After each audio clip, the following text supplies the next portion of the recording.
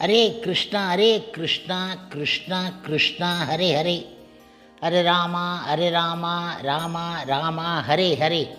குட்டி கதைகள் 294. இதில் விளையாட்டு போட்டிக்கான கதை ஒன்று காண்போம். முன்பு ஒரு சமயம் அதிரதன் என்னும் பெயர் படைத்து இருந்த தேர்ப்பாகன் ஒருவனும் ராதை என்னும் பெயர் படைத்து இருந்த அவனுடைய மனைவியும் இன்புற்று வாழ்ந்து இருந்தார்கள். ஒரு நாள் காலையில் அதிரதன் மகிழ்ச்சியுடன் கங்கா ஸ்நானம் செய்து கொண்டு இருந்தான்.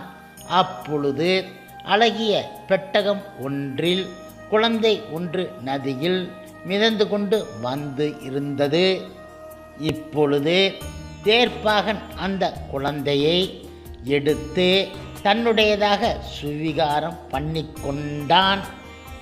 வளர்ந்து பாலகன் ஆன பொழுது இவன் கர்ணன் என்றும் சூதபுத்திரன் என்றும் ராதேயன் என்றும் அழைக்கப்பட்டு வந்தான்.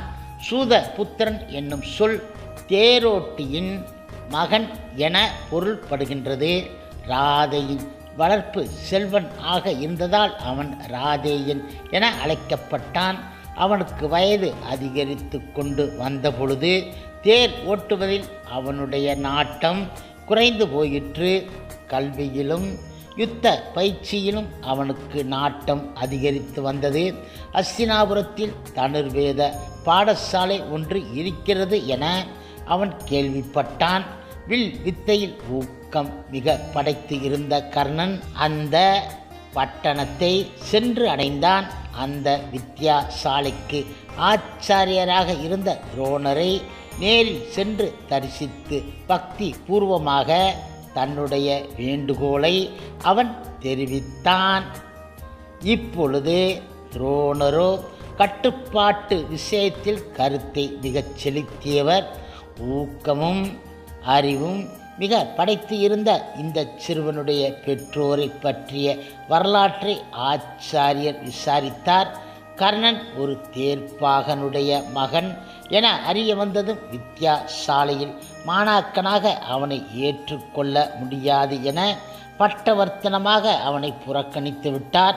தோல்வி அடைந்த இளைஞன் துயரத்துடன் தனது வீட்டுக்கு திரும்பி போனான். கல்வி அறிவிலும் வில் வித்தையிலும் கர்ணன் பூண்டு இருந்த ஆர்வம் நாளுக்கு நாள் அதிகரித்து கொண்டே சென்றது.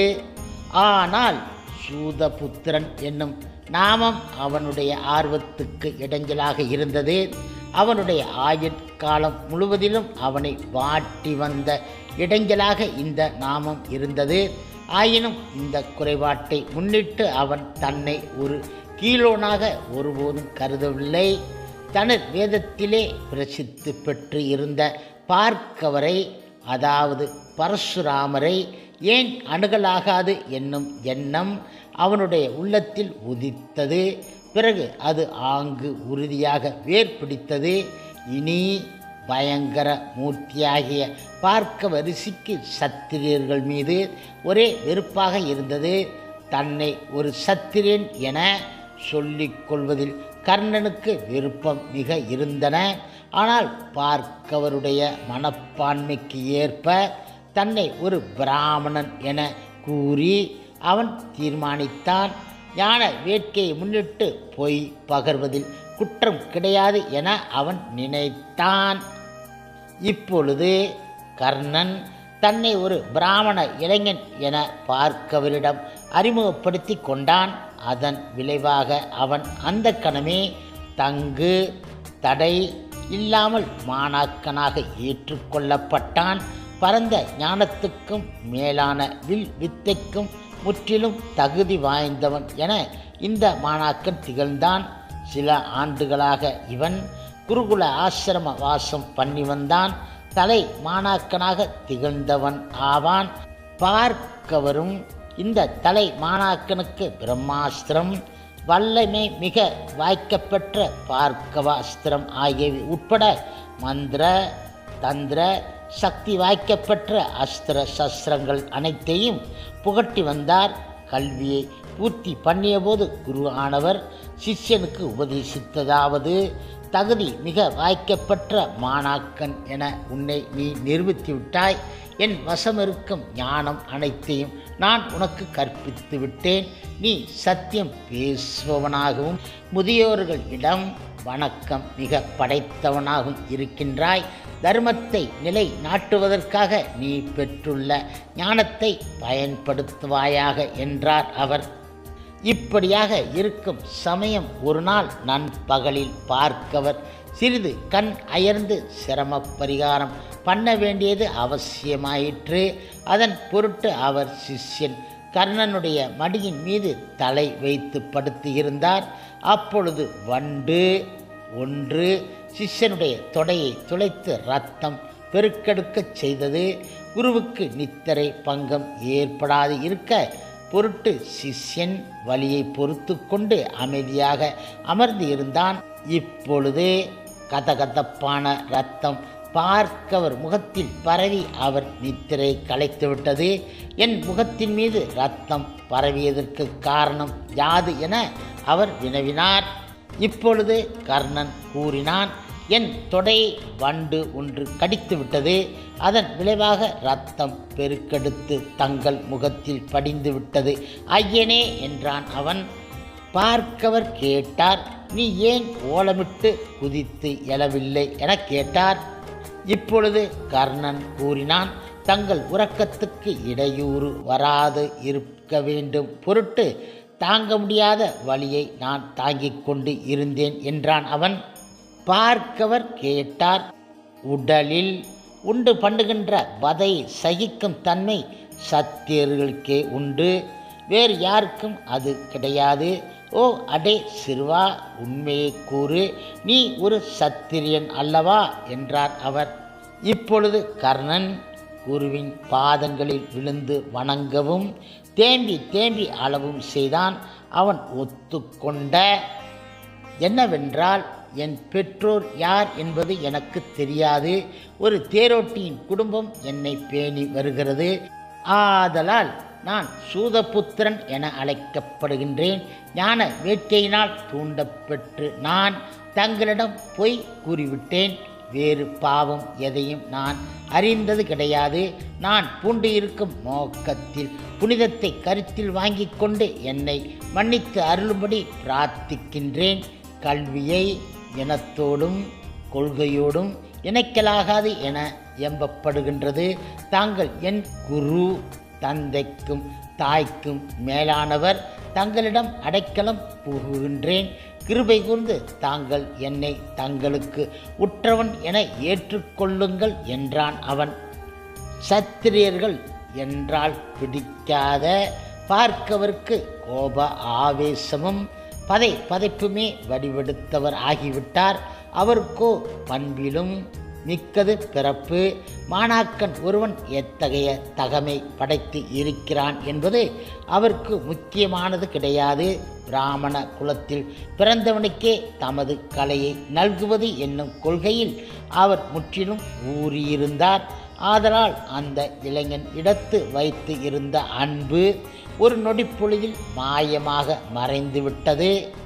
அவன் சத்திரியன் என்பதால் இதுகாரும் குருவிற்கு புரிந்து வந்த பணிவிடையும் அதை பார்க்கவர் பொருள்படுத்த கிடையாது. இதுகாரும் அவருடைய குருகுலத்தில் தலை மாணாக்கனாக திகழ்ந்து வந்த கர்ணன் மீது சாபத்தை சுமத்தினார். உன்னை ஒரு பிராமணன் என பாசாங்கு செய்து கொண்டு நீ என்னிடம் இருந்து பொய் சொல்லி அஸ்திர சஸ்திர வித்தைகள் அனைத்தையும் கற்றுக்கொண்டு விட்டாய். இந்த வித்தைகளை பயன்படுத்த வேண்டிய நெருக்கடி வாய்க்கும் பொழுது இவை யாவும் உன்னுடைய ஞாபகத்திலிருந்து மறந்து போகட்டும் என்றார் அவர்.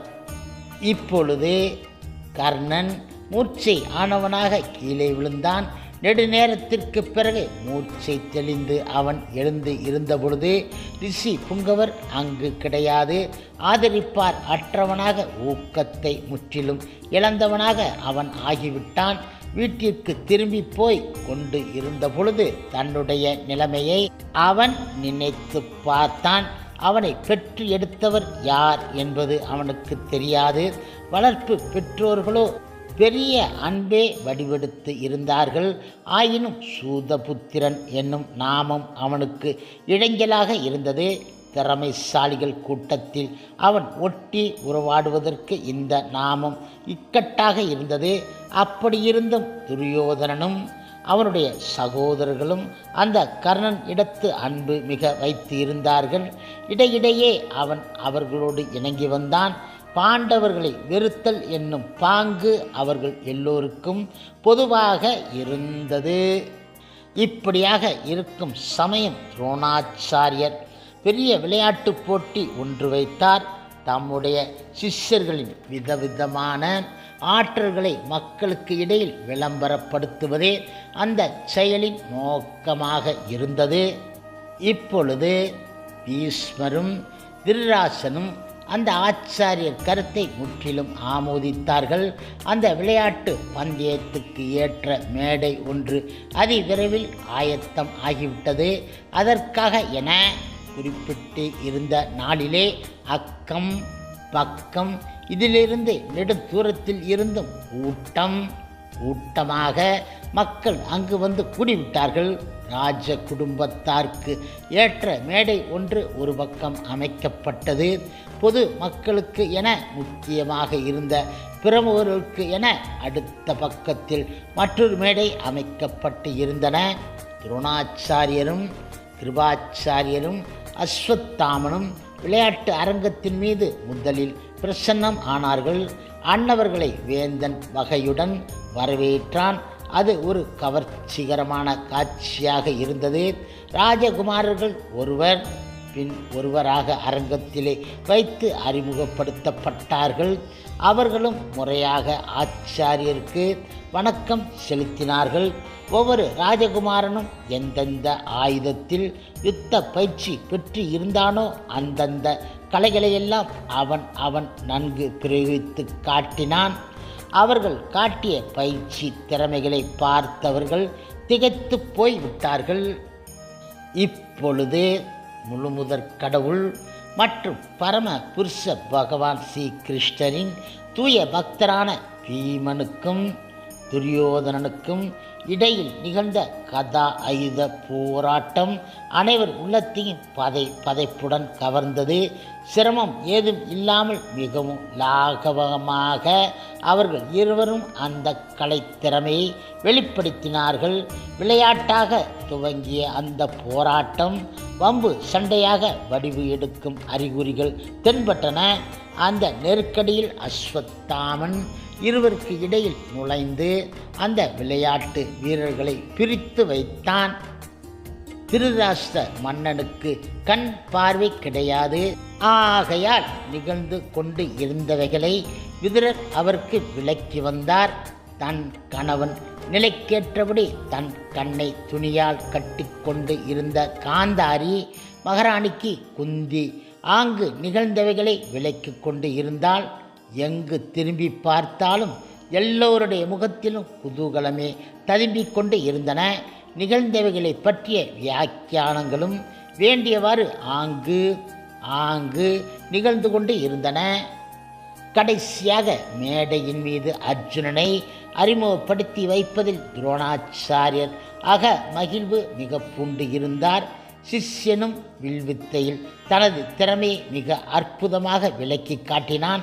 அவனை பாராட்டிய கூக்குரல் வான் அளாவியது.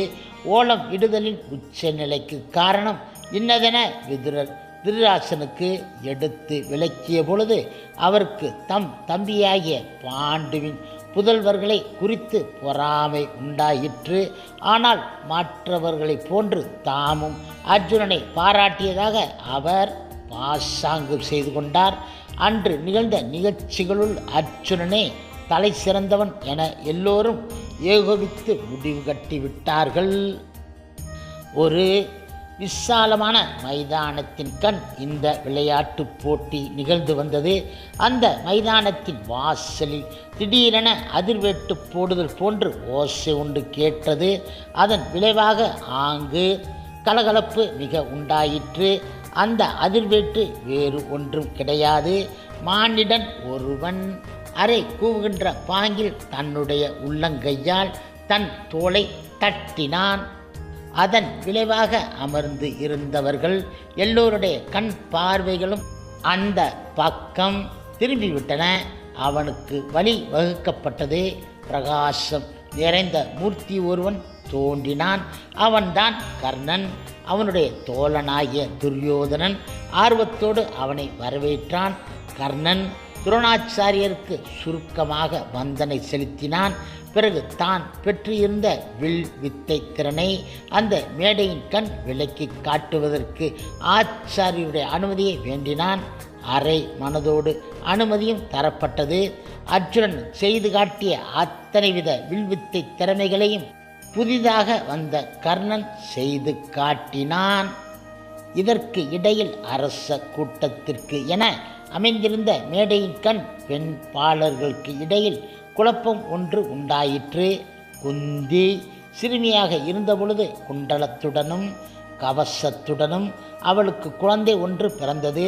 அந்த குழந்தையை அவள் ஒரு பெட்டகத்தில் வைத்து ஆற்றிலே மிதந்து கொண்டு போகும்படி செய்துவிட்டாள். எதிர்காலத்தில் எங்கேயாவது அந்த குழந்தையை காண வேண்டும் என்னும் எண்ணம் அவளுக்கு இருந்தன. புதிதாக வந்தவன் அதே ஆபரணங்களை அணிந்து இருந்தான். அந்த காட்சியை பார்த்ததும் அவள் மூர்ச்சை ஆகிவிட்டாள். அதுவே அந்த குழப்பத்திற்கு காரணமாக இருந்தது. பெரிய அறிஞராகிய விதுரருக்கு விஷயம் முழுவதும் விளங்கிவிட்டது. நீர் தெளித்து குந்தி தேவி மயக்கத்தில் இருந்து தெளிவு பெறும்படி அவர் செய்தார். அப்பொழுது அவர் கைச்சாடைகள் வாயிலாகவும் மற்றவர் யாருக்கும் விளங்காத மொழியின் வாயிலாகவும் அவள் கர்ணனுடைய வரலாற்றை வெளிப்படுத்தாது மறைத்து வைத்திருக்கும்படி கூறினார். சில நிமிஷங்களுக்கு முன்பு ஒரு மகனுடைய பெரிய ஆற்றல்களை பார்த்து மகிழ்ந்து இருந்தால், சில நிமிஷங்களுக்கு பின்பு மறைத்து வைக்கப்பட்டு இருந்த மகனுக்கும் உலகறிய வெளிப்படையாக வளர்ந்து வந்த மகனுக்கும் இடையில் நிகழ்ந்த போராட்டத்தை குறித்து அவள் பரிதவிக்கும்படி நேர்ந்து விட்டது. ஆயினும் அந்த நெருக்கடியை அவள் திறமையுடன் சமாளித்து கொண்டாள். இப்பொழுது கர்ணன் தன்னோடு தனியாக போட்டி போடும்படி அர்ஜுனனை அறை கூவினான். ஆம்புடனும் வில்லுடனும் போராட்டத்துக்கு அவர்கள் இருவரும் ஆயத்தமாகி கொண்டு இருந்தார்கள்.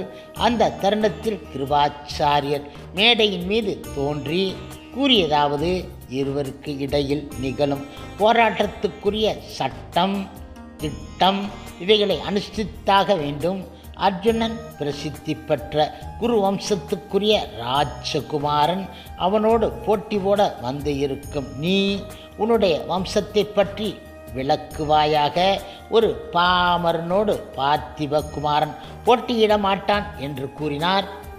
இப்பொழுது கர்ணன் உடைய தலை கீழே சாய்ந்து விட்டது. ஏனென்றால் அவன் எந்த அரசாங்கத்தையாவது சேர்ந்த ராஜகுமாரன் கிடையாது. தன்னுடைய தோழன் அடைந்திருந்த இக்கட்டை துரியோதன் கவனித்தான்.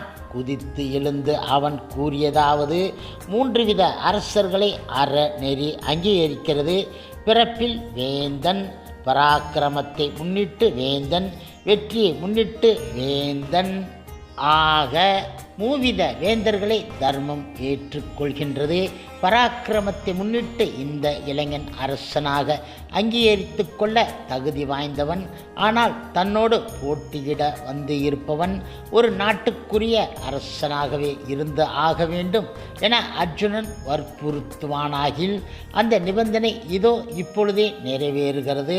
அரசன் இல்லாது இருக்கின்ற அங்க நாட்டுக்கு இதோ கர்ணனை கோமானாக அரசனாக முடிசூட்டுகின்றேன் என்றான் அவன். முடிசூட்டு விழா அப்பொழுதே அந்த இடத்தே பொருத்தமாக நிறைவேற்றப்பட்டது. தன்னுடைய கிரீடத்தை எடுத்து துரியோதனன் கர்ணனுடைய சிரசில் வைத்தான். தன்னுடைய வாளை எடுத்து புதிதாக முடிசூட்டப்பெற்ற மன்னனுடைய வலக்கையில் வைத்தான்.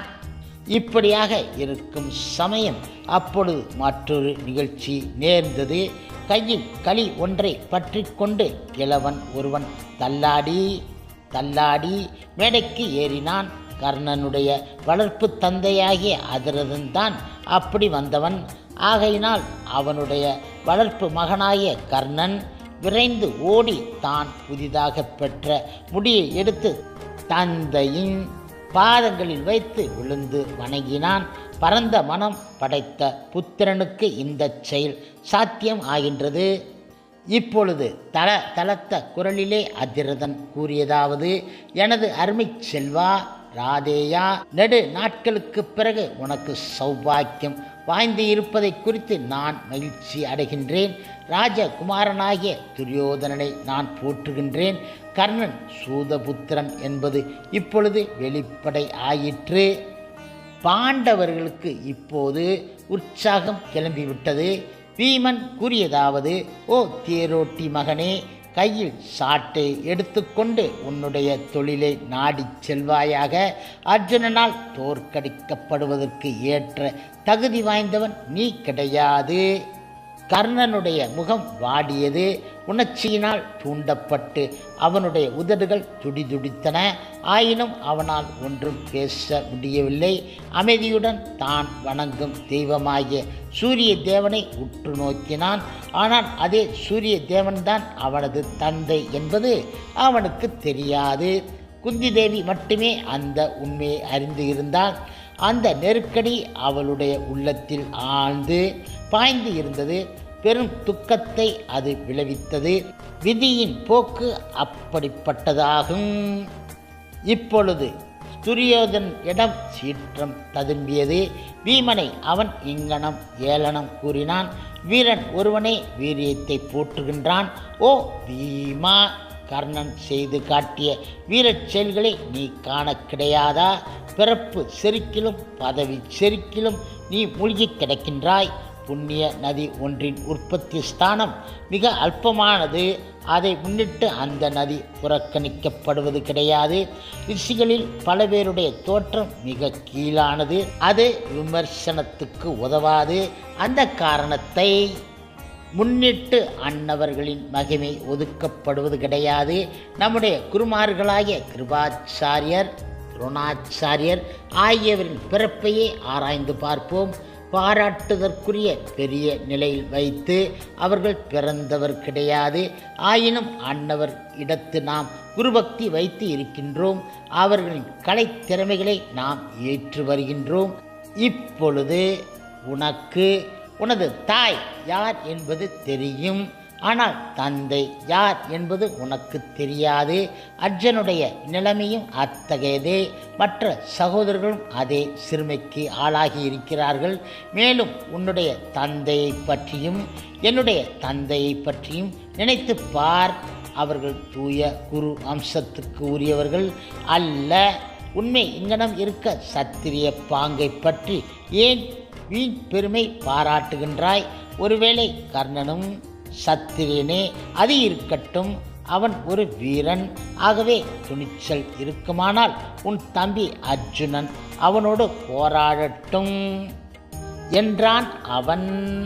இப்படியாக நிகழ்ச்சிகள் நடந்து கொண்டு இருக்கையில் மேற்கு திசையில் சூரியன் மறையத் தொடங்கிவிட்டான். இருள் சூழ்ந்து விட்டது. இப்பொழுது சூரிய தேவன் தன் மைந்தனுடைய செயலில் பரம திருப்தி அடைந்திருந்தவனாக அவன் தென்பட்டான். விளையாட்டு போட்டியும் இங்கனம் முடிவு பெற்றுவிட்டது. ஹரே கிருஷ்ணா ஹரே கிருஷ்ணா கிருஷ்ணா கிருஷ்ணா ஹரே ஹரே, ஹரே ராமா ஹரே ராமா ராமா ராமா ஹரே ஹரே. சில பிரபுபாதரின் சேவையில் இஸ்கான் பக்தர்கள்.